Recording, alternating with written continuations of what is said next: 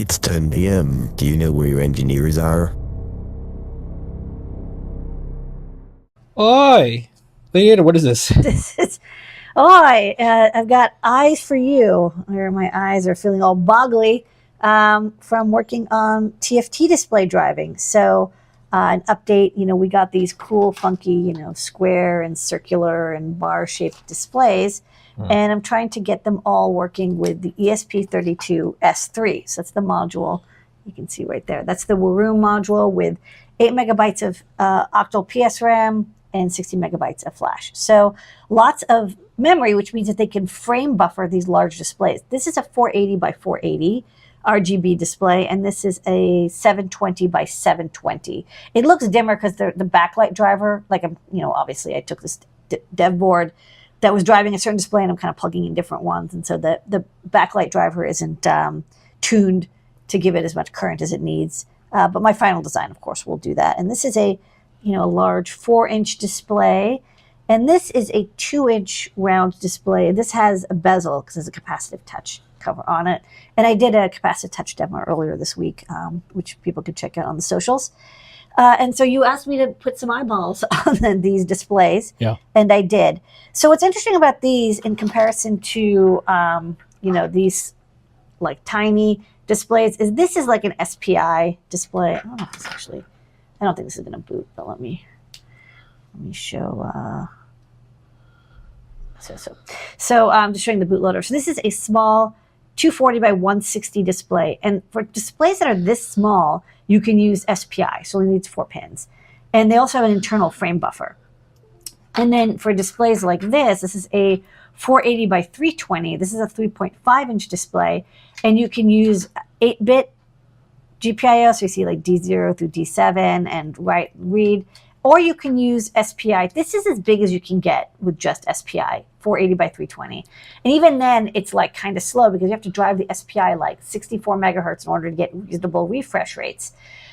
You want good refresh rates. You don't want to see like the flickering. And so for really large displays, 480 by 480, or like this mega 720 by 720, you have a parallel 24-bit or 18-bit display. So you can see even here, all the pins that go out for red, green, blue, 6 bits each.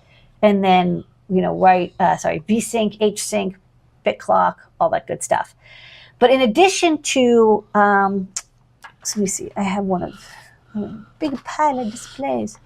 So like these displays, these rectangular ones, these are also 40-pin displays that use 24-bit RGB, but these do not have a separate SPI configuration setup. These are, you just write RGB data to them and they display 800 by 480. And so these are very convenient and easy to use, very, very popular, these 800 by 480 displays. To use these square or round or bar displays, you need to set them up. Not only do you have to write RGB data, but you also have to set them up with SPI data to tell them how big is the display and like what is the format. And so what happens is that, for example, this 2.1-inch, this 4-inch round display, you contact the factory and you're like, hey, give me the data sheet and give me the initialization code. And then you'll get something that looks like this. And it just has, they're like, hey, here's your, you just know that this is the V-Sync back porch, front porch, H-Sync pulse width, H-Sync front porch, back porch, and then the resolution. 720 by 720. And then you've got these register writes. And these register writes, again, have to go over SPI. You would write to register FF30, FF52. And then this goes on for quite a bit. And you're like, wow, wouldn't it be great if there was like documentation about what all these registers do? They kind of have them in the data sheet. Like you'll definitely see these at the end, the 36. This register is the memory address control, and 11 is the sleep out, and then 29 is address on. This is standard. But every other one of these commands, usually they're like gamma setting and sizing and offsets and all that. They can get pretty long. This one isn't even too bad. Some of them can get quite detailed. And so then what you do is that I forked this library, this ESP32 display panel library that's meant for the eval board. And you can look at my commits where I'm like, this is their commits. this branch, my commits. Hold on, yeah, okay, so 4-inch round. So when I added the 4-inch round, you can see I changed the resolution, I changed the chipset, but then I have to define, and then I put all those pulse widths you got, and I updated the frequency to be a little faster. And then you create the register writing table over here. So this is the vendor specific init, and you can see, oh, hey, those are those numbers from that text file. You have to very carefully copy paste them and format them into the right order, and you have to get it perfectly right or it looks kind of funky. It doesn't look good unless you get it exactly right. But then once that's done, you can init with this new code, and then for example, let's see, this is the draw color bar, but this is the draw eyeball code. Let me load it up. It's gonna, hold on. Okay, so draw eyeball, what this does is I've got bitmap data. Whoa, it got confused. So much data. It has all the bitmap data for the RGB eyeball that I converted with. We have a media converter script that'll take a bitmap and give you 16-bit RGB 565 data.